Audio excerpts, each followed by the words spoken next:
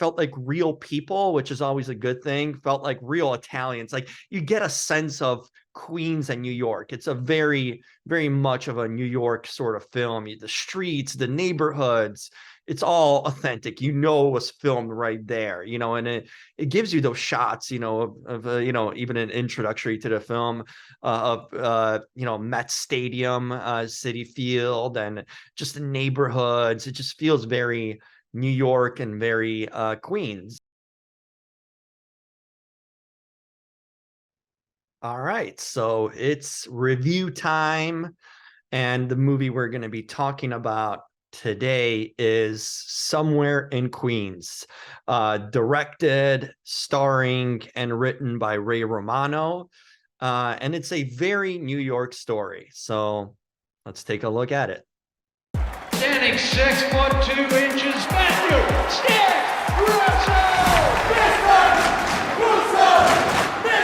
How long have they been doing that? That's 3 or 4 games. Weird, right?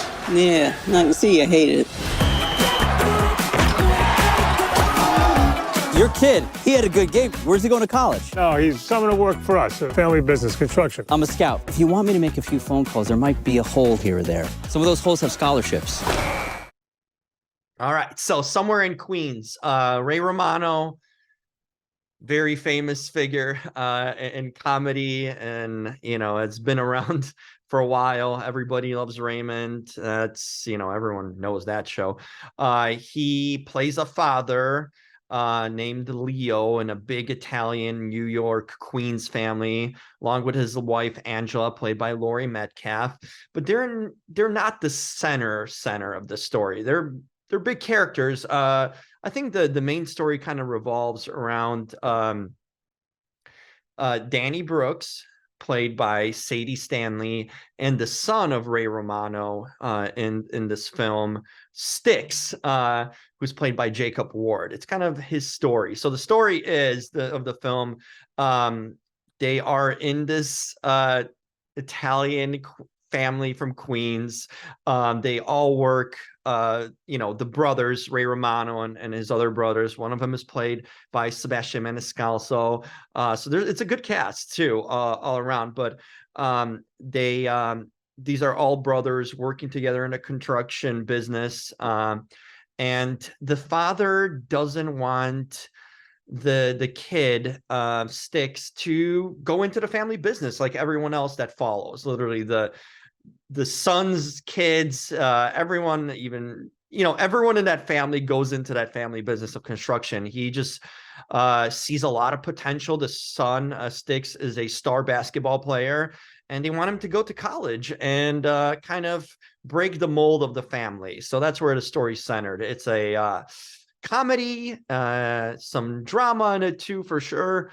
But I found this film to be pretty enjoyable all around. I thought it was a interesting watch. Felt like real people, which is always a good thing. Felt like real Italians. Like you get a sense of Queens and New York. It's a very, very much of a New York sort of film. The streets, the neighborhoods, it's all authentic. It was filmed right there, and it gives you those shots, of even an introductory to the film of Met Stadium, City Field, and just the neighborhoods. It just feels very New York and very Queens, for in that sense. So and you get that sense of that Italian family and the bickering and the dinners together, and the family atmosphere. The arguing, the back and forth. It's cool. It's a cool kind of realistic sort of take on an Italian New York family. So I enjoyed it. I thought it was conveyed really well. So yeah, like I mentioned, Jacob Ward and Sadie Stanley are two kind of up and coming young actors. Sadie is best known for her role on the Goldbergs as Bria B. So she's been on that show, but also in Cruel Summer, Dead to Me. She's had some roles. Jacob's even newer to the game. But when it comes to acting, I think they did a fantastic job. Sadie's character Danny is this girlfriend of Styx from high school, and He's ready for college. She's sort of a nomad in a sense that or maybe the better word is someone that doesn't live a typical lifestyle, in a sense where she comes from like a wealthy family, and but she just wants different things in life. She's more of a free spirit, I think is the good word. She wants to bypass college and just kind of travel in an RV, or go across country. Very free spirited individual. And Jacob is more of a homebody, just a polar opposite of her. And kind of a very quiet guy, but a star player, but not usually type of a jock that you'd expect, um in that way. But so yeah, they formed this relationship. Jacob's head over heels for Danny, because she's everything that he's not, in a sense that what he maybe wants to be, and being that personable kind of outgoing personality. And Sadie's character, Danny, is a firecracker. You see her at the Italian dinner, with the family dinner, and she's just coming at them, at grandpa and at the uncles, and she's not afraid to speak her mind and kind of step up for Sticks in that way. Am I going to do a spoiler here? Yeah, I think I'm going to give some spoilers. So, oops, I decided mid review, not interview, to do a spoiler, because I just want to go more in depth into it. So, what you see here with Danny is that she realizes that Styx has fallen in love with her, and she's not ready for a relationship. She kind of found it as a fun kind of senior year dating story, and being with the jock and enjoying each other, is sort of they do kind of hook up, and it's Stick's first time. So she's kind of that free spirit and a wild stallion there, that wants to show a different side to Sticks that he didn't experience, and have him sort of man up and stand up to his family and for himself too. But she is not looking out for a long-term commitment here. So she wants him to go to college. She's actually pushing for that. So the problem is that he falls in love with her, and she didn't want that sort of connection, which is, I think, very realistic in young romances, and heck, even older ones I've experienced. Like, sometimes people like just think short term, being in a moment, having that hot short-term fling sort of a thing, but not. And even though you might care about the person, but you just don't want that commitment. And that's the situation here. So the parents notice it. Yep.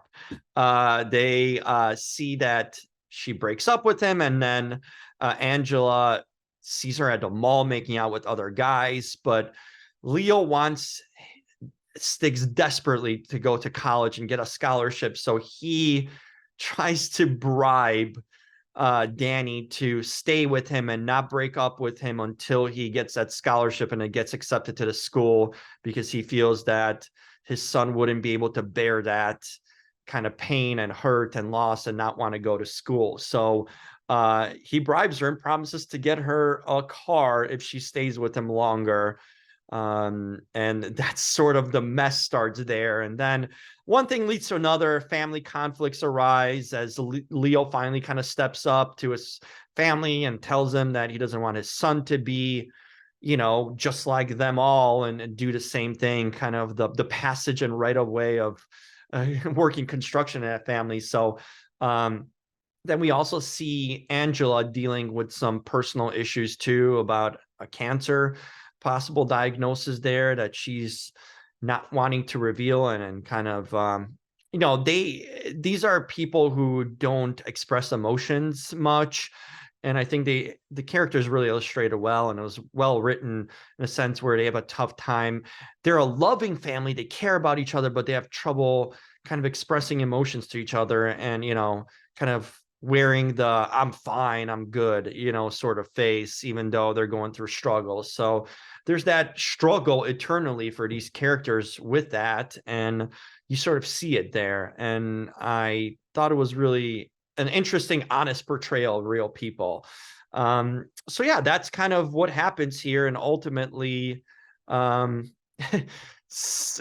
Yeah, Sadie Stanley's character, who I think is sort of like the MVP in this movie in a way, because she kind of links all these people together and helps them to kind of find their way. She doesn't end up with Styx.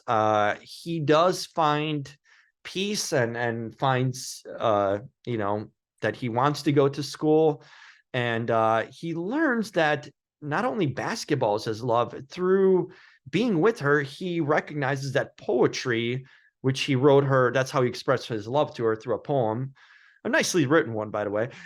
He expresses himself through poetry, and that's what he learned. And then we kind of see him at the end, you know, going through a poetry club recital, and his parents are there to watch him in college. Instead of going to a basketball game, they go watch him doing a poetry reading. So that's pretty cool, you know. So he discovers himself, and she helps him along the way to kind of find himself. And I like the message of this movie. It's sort of a self-discovery. Not everything always works out, you know, in life, and you got to take chances, and you got to sometimes break the mold and go for it. And I thought it was a cool message, and well written and well done all around. You know, I had no issues with this film. I thought there was funny moments, there were serious moments. You know, it's sort of a real life slice of life film, and those are good too. So I really don't have many complaints about it. I thought the acting was really fine and good. You know, Ray Romano, Laurie Metcalf, we know what the caliber of actors they are. Sebastian Maniscalco is really all over now. I just saw him in a preview for another film with De Niro coming out this summer. So he's turning from comedian to like a mainstream actor. And but I think the real standouts here are Sadie Stanley and Jacob Ward. You know, I think they were really good, and especially actors who are on the come up and who haven't been seen everywhere. I thought this was a really good stepping stone film for them. So I'm excited to see more of them in that case. But yeah, overall, enjoyable film. You should go out and find it and see it. It'll be releasing in theaters and then on digital too. So VOD, you know, all the good stuff. So make sure to see this film, because I think it's a cool, authentic sort of film, you know, a coming of age of sorts. Everything's coming of age now, but this is in a sort of for a family coming of age, and I thought that was cool. So there you go. That's my review of the film, and definitely recommend it. Somewhere in Queens is somewhere you should be checking it out. Okay, that didn't work well, but I tried to do a nice little connection there. Failed, but this movie doesn't fail. So make sure to check it out. And in the meantime, on grades and scores and all that, you will find it in the article version. That'll be up. But I would give this a high marks, probably lots of 8s out of 10s, because it just, you know, does what it needs to do to keep it entertaining and engaging and enjoyable too. And acting was good. So probably an 80%, you know, if we're looking at that. But in the meantime, you can follow me. Please subscribe. It helps a lot. When you're a subscriber, you can get more of these and put on notifications and alerts to get my reviews and interviews and all this stuff that we do here at Real Talker. So please be sure to subscribe.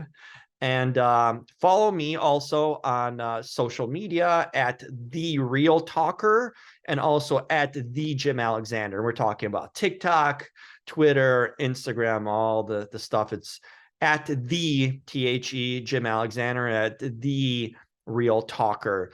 And yeah, like this video if you liked this review, and also be sure to comment. Comments are good. I want to know if you want to see this film, if you saw it, what's your take on it. Share it with me so we can have a little conversation there. The good, the bad, the ugly, it's all good in there. So until next time, I'm out, and stay tuned and keep on watching and checking out Real Talker. Thanks, guys. We call them sticks because of the long legs. Came out of the chute that way. Just kept growing. Still growing.